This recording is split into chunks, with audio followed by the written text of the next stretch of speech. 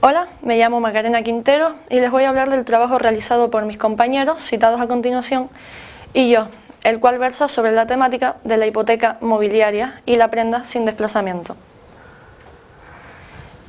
A modo de introducción podemos decir que la hipoteca mobiliaria y la prenda sin desplazamiento posesorio son derechos reales de garantía y realización de valor, constituidos sobre bienes muebles y caracterizados porque no implican desplazamiento de la posesión del bien, sustituido por la constancia registral del derecho.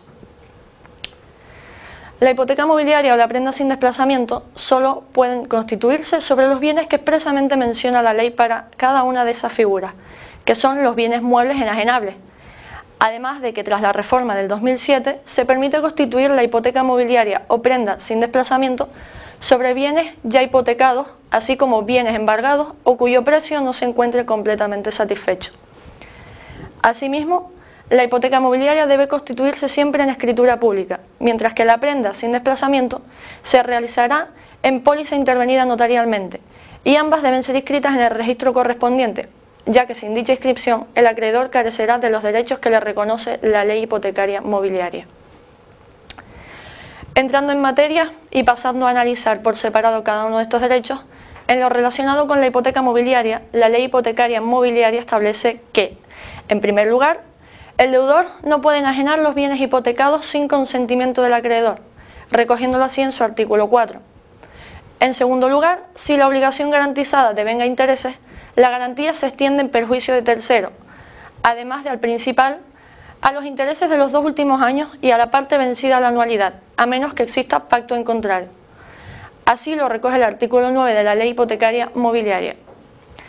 En tercer lugar, su artículo 8 recoge que la cesión total o parcial del crédito garantizado debe hacerse en documento público, con los requisitos y efectos de los artículos 149 y 151 de la ley hipotecaria. En todo caso, la notificación al deudor habrá de hacerse mediante acta notarial. En cuarto lugar, en su artículo 10, esta ley establece que el acreedor hipotecario o pignoraticio gozará para el cobro de su crédito de la preferencia y prelación establecidas en los artículos 1922, número 2 y 1926, número 1 del Código Civil, dejando a salvo siempre la prelación de créditos laborales. Y en quinto y último lugar, establece el plazo de prescripción de las acciones hipotecarias y pignoraticias, siendo el mismo de 3 años a contar desde que pudieron ser legalmente ejercitadas, recogido en su artículo 11.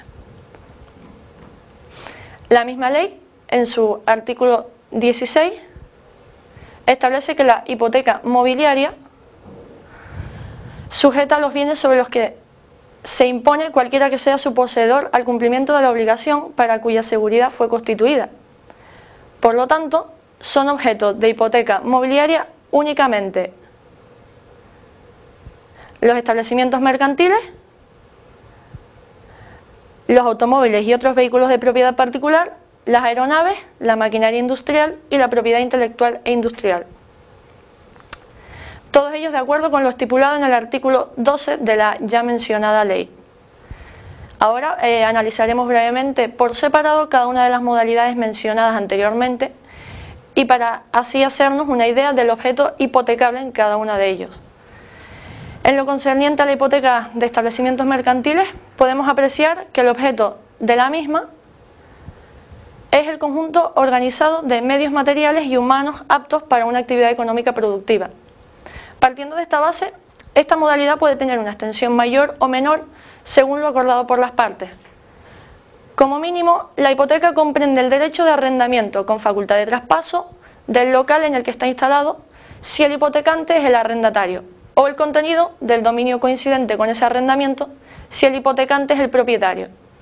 Además, si no se establece otra cosa, la hipoteca también se extiende al nombre comercial, rótulo, marcas distintivas y demás derechos de propiedad industrial y a las máquinas, utensilios, mobiliario y demás instrumentos de trabajo, acorde con los términos del artículo 21.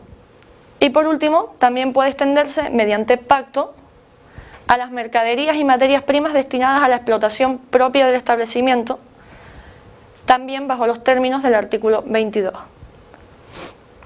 En el caso de la hipoteca de vehículos de motor, vemos que el objeto son los vehículos de motor, tranvías, trolebuses y vagones de ferrocarril de propiedad particular, Además, existe la obligación de asegurar los vehículos hipotecados contra algunos riesgos que supongan una cantidad igual o superior a la responsabilidad hipotecaria.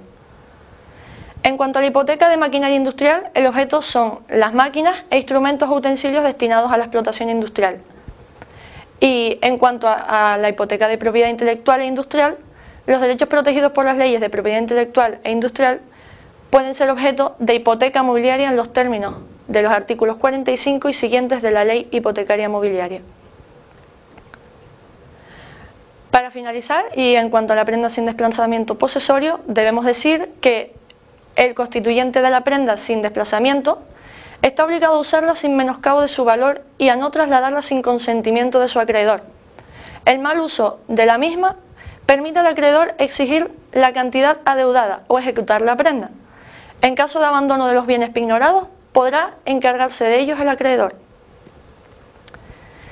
Cabe destacar la existencia de dos clases de requisitos en torno a esta figura jurídica, que son los requisitos objetivos, los cuales caben respecto de los bienes que se citan en los artículos 52, 53 y 54 de la ley, que son la prenda agrícola, prenda de máquinas, prenda de mercaderías, de materias primas y sobre objetos históricos y artísticos.